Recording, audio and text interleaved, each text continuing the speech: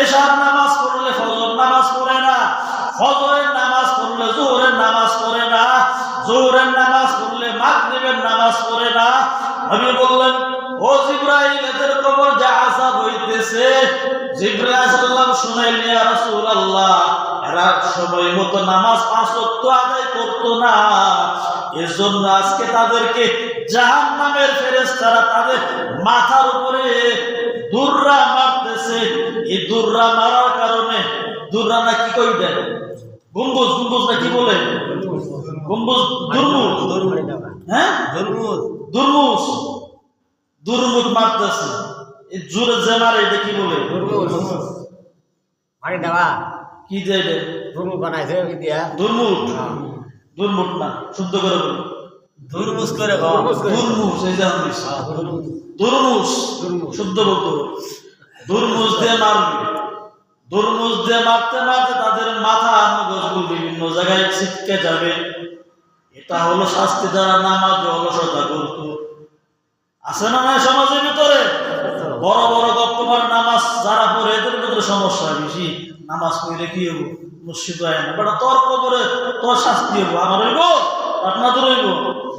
যে নামাজ অলসতা করে তার কবরে তার আযাব হবে।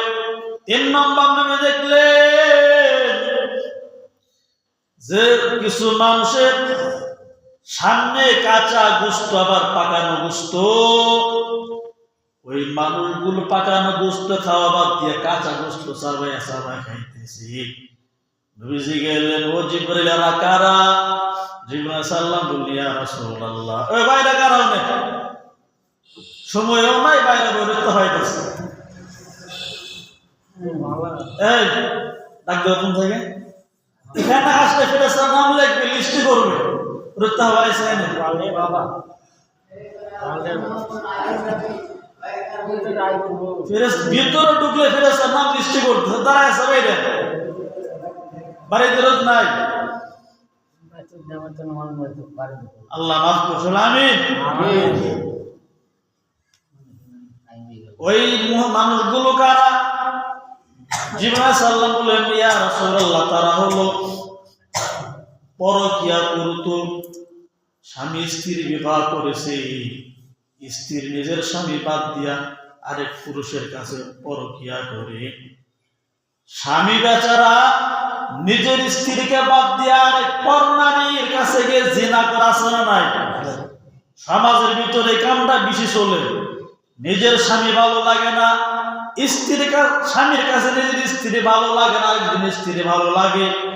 এই যে তারা পরকিয়া করতেছে, গোপনে মিলামিশা করে, জিনা করে, এদের শাস্তি হলো, নবী দেখলে সামনে ভালো গোশত, ওই ভালো গোশত খানা খাওয়া বাদ দিয়া তারা কাঁচা পচা ময়লা দুর্গন্ধ গোশত তারা আহার করতেছে। নাউজুবিল্লাহ বলে।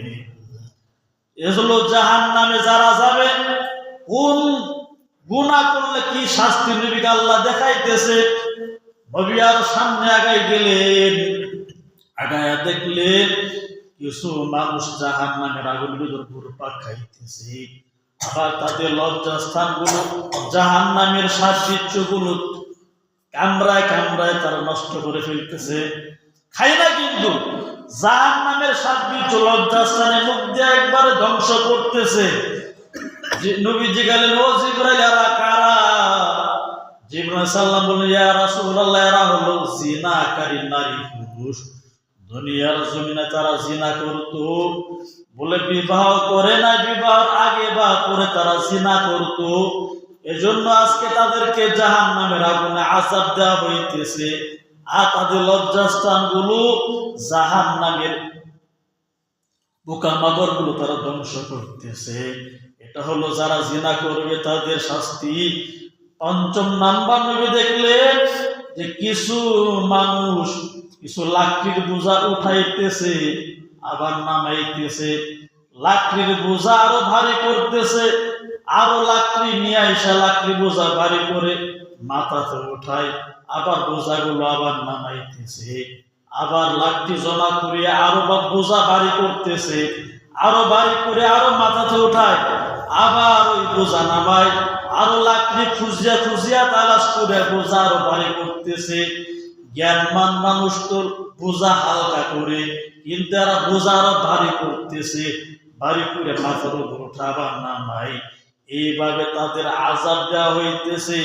নবীজি গেলেন, ইয়া ও জিবরাইল রাকারা। জিবরাইল সাল্লাম বললেন, ইয়া রাসূলুল্লাহ, দুনিয়ার জমিনেরা হলো ঋণগ্রস্ত। মানুষের কাছ থেকে যারা ঋণ নিতে নিতে ঋণের পার করেছে, ঋণ দিতে পরিশোধ করতে পারে নাই, ঋণ পরিশোধ না করিয়া মরিয়া গেছে। এজন্য আজকে তাদেরকে হাসরের ময়দানে জাহান্নামের ভিতরে, কবরের ভিতরে আল্লাহ তাআলা তাদেরকে এমন আযাব দিতেছেন, নাউযুবিল্লাহ বলে। এজন্য সাবধান, ঋণ থেকে সাবধান। যেই ঋণ দিতে পারবেন না এমন ঋণ কেউ করবেন না। 10 টাকা যদি দিতে পারেন নিতে পারেন না, ইনশাআল্লাহ পাবো সময় মতে। তারপরও ঠিক না, আপনি এক বেলা না খায় থাকেন, 2 বেলা না খায় থাকেন, কিন্তু ঋণ করা ঠিক হবে না। ঋণ নিয়ে মরিয়া গেলে জাহান্নামের আগুনে জ্বলা লাগবে। নবী আরো দেখলেন যে কিছু আলেম, কিছু বক্তা বলে এদের জিহ্বা কাটা হইতেছে।